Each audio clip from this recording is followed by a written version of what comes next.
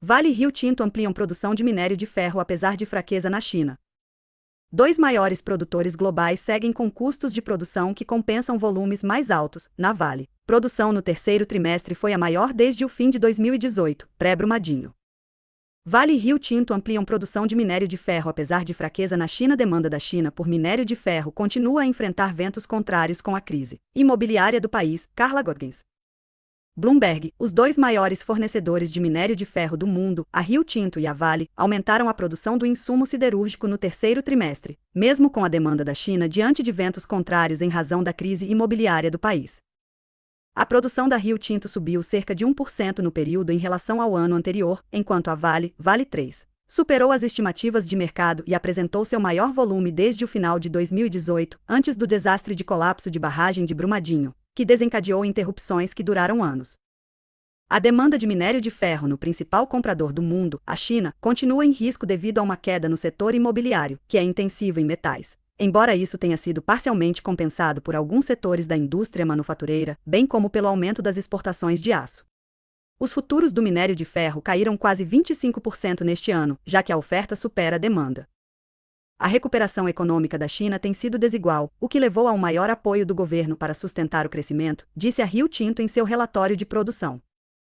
À medida que a economia faz a transição do setor imobiliário para novas áreas de crescimento, a demanda futura de commodities se tornará mais dependente de fabricação avançada, incluindo veículos elétricos e infraestrutura de energia.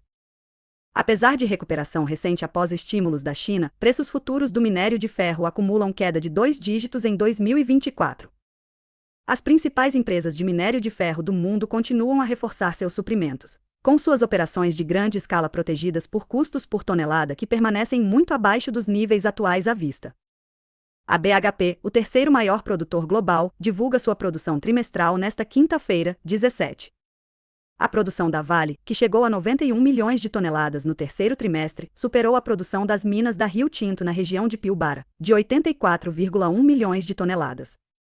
A anglo-australiana manteve o guidance, projeção, para o ano inteiro para o minério de ferro em uma faixa que vai de 323 milhões a 338 milhões de toneladas, enquanto a Vale disse que espera produzir entre 323 milhões e 330 milhões de toneladas em 2024. Publicidade. As pressões de custo em Pilbara continuam a ser um pequeno vento contrário para Rio Tinto, disseram analistas da Jefferies, incluindo Christopher Lafemina, em uma nota a clientes. O minério de ferro deve ser um negócio enorme e subestimado para a Vale, disse ele em uma nota separada. As ações da Rio Tinto fecharam com queda de 1,06% em Sydney. Medidas de apoio. O mercado de commodities observa atentamente o que a China fará para apoiar sua economia em desaceleração, com todos os olhos voltados para uma reunião do ministro da Habitação na quinta-feira, que deve dar mais detalhes sobre os planos para enfrentar a queda no setor imobiliário. A demanda de aço na China deve cair 3% neste ano, de acordo com a World Steel Association. Enquanto isso, a produção de cobre da Rio Tinto no último trimestre teve queda de 1% em relação ao ano anterior, enquanto a produção de bauxita aumentou 8%, e a de alumínio caiu 2%. A Rio Tinto disse que a demanda reprimida por cobre na China retornou no terceiro trimestre, uma vez que os fabricantes não compraram em meio aos altos preços do período anterior.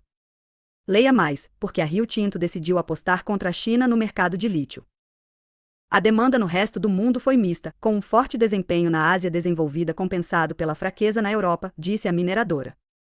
A Rio Tinto disse que tem aumentado a produção em seu portfólio tradicional de minério de ferro e cobre. Seu maior projeto é a mina de minério de ferro Simandou, na Guiné, que entregará a primeira carga no próximo ano e aumentará para 60 milhões de toneladas por ano logo em seguida. A mineradora com sede em Londres também informou que seu projeto de minério de ferro Western Hand, de 2 bilhões de dólares, em Pilbara, está 80% concluído. A empresa tem realizado estudos de 5 outros projetos que acrescentariam mais 40 milhões de toneladas de suprimento. O minério de ferro ainda responde por cerca de 2/3 da receita da Rio Tinto, mas o grupo busca diversificar para outras commodities, incluindo o lítio. No início deste mês, anunciou a aquisição da Arcadium Lithium por 6,7 bilhões de dólares, em seu retorno à negociação após mais de uma década.